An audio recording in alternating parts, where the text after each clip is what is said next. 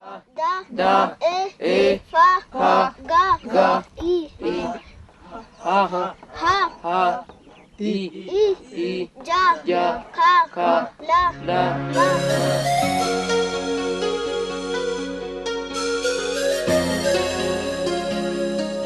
It was as a result of the human struggle for survival and enlightenment that education had to develop some thousands of years ago. Since then, it has continued to grow and spread both in quality and area of coverage all around the world. In spite of the efforts that are being made, however, there still remains a great deal to be done. A recent study shows there are still a significant percentage of school-aged children who have no access to formal education. Despite the fact that the federal government spends 15% of the national budget on education, dropout rates from primary schools are more than 25%.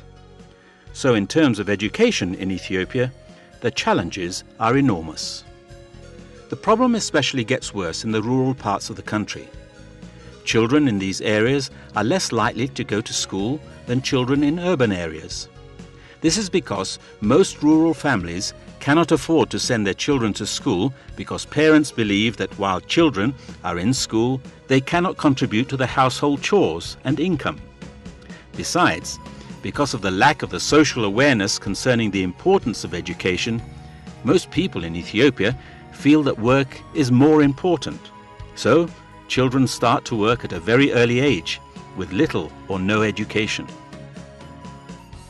Even when they are determined enough to go to school, the task would not be an easy one, for there are no schools for them in the nearby area. Furthermore, since supplies are so rare and education is not available to everyone, children often become frustrated and drop out. According to the Warada Education Bureau, አጠቃላይ ከተመዘገቡ ተማሪዎች ውስጥ ወደ 6752 የሚሆኑ ተማሪዎች አቋርጠዋል። In the academic year 2003-2004, out of the total number of students enrolled in primary schools in the area, 6,752 students were forced to drop out. This is mainly due to the long distance students have to walk every day to and from the schools. Another problem contributing to the dropout is the poor facility the schools have. Therefore, it has always been the case that in Ethiopia, children who receive education are lucky and privileged. It was in response to this fatal problem that Africa Development Aid Association, in cooperation with other stakeholders, came up with the idea of promoting non-formal basic education with the aim to help the government's vision of universal schooling, acknowledging the importance of education, learning and training which takes place outside the formal institutions. Non-formal education could be defined as an organized educational activity outside the established formal system, whether operating separately or as an important feature of some broader activity that is intended to serve students and meet certain objectives. It's different from the formal one in many aspects. One important characteristic feature of non-formal education is that it gives attention to the needs of disadvantaged groups and it focuses on clearly defined purposes. Besides, unlike formal education, which is linked with schools and training institutions, non-formal education is linked with community groups and other organizations.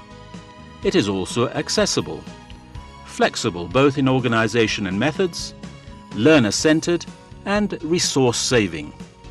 Since its conception in the late 1960s and early 1970s, non-formal education is continually gaining acceptance in different parts of the world for the various merits it has. Taking this into account, and with the hope to alleviate the problems in the area of education, African Development Aid Association, ADA, which is a local charitable organization, has started to implement the concept of non-formal education in some selected parts of the country. Non-formal education was considered as a solution to most rural Ethiopian children since it allows them to go through the education at their own pace without preventing them from playing the roles they are expected in their family and society. That is, the students can arrange their school hours according to their own schedules.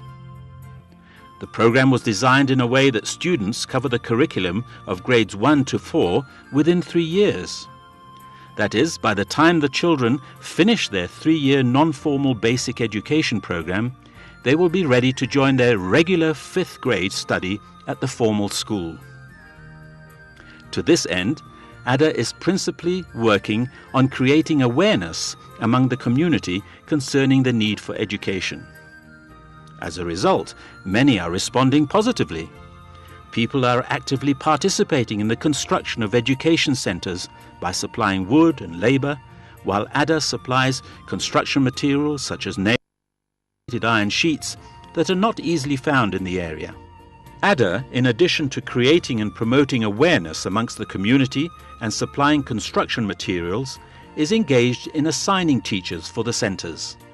Due to ADA's consistent effort with the community, today many young children have access to education, and this has led to a tremendous change in the educational coverage of the area.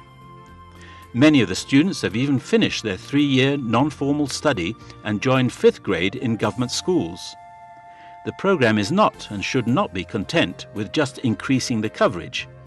School teachers witness that the students with a non-formal study background are no less able than the other students. ADA, through its practical achievements, has succeeded in convincing the regional government bodies to reconsider their policy and support the project. Accordingly, the local government in Siraro Warada, East Shoa Zone, has agreed to fund ADA's immediate plan of building 20 centres. A government representative shared that Yennanni kan socho'aa ture aadaan nuti dura rafaa turre. Waanuma inni hirmaate qofaaf waanuma naa kenna ganda naa kenna mana barumsaa ni ijaara lafa nuu kennisiisaa jedhe kanuma gandumatti qajeelchineet. Looking back, I would say that we were totally passive to ADA's initiatives. When, for example, they asked us to give them a piece of land to establish a non-formal education center, all we did was to send them to the Qabales officials. Through time, however, as we continued to see their effort and how they managed to change the people's attitude towards education, we were convicted that we had to stand beside them. the agreement is that out of the total cost of the project, estimated to be 2.13 million birr, 22% to be covered by the local Warada administration, 30% by the community, and the remaining 48% by ADA. Another agreement to fund additional 10 centres is also in progress. Encouraged by its past achievements and the support it is receiving from the government, ADA has planned to establish 162 more centres in the next 5 years.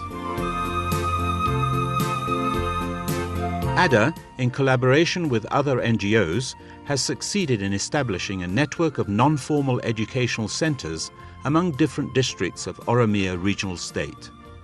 It is unquestionable that the efficiency and survival of any system depends on how well it responds to the imperatives of change. If the formal system fails to meet the educational needs of our society, then why not introduce the non-formal system to exist alongside, thus enabling children to fit into whichever best suits their circumstances?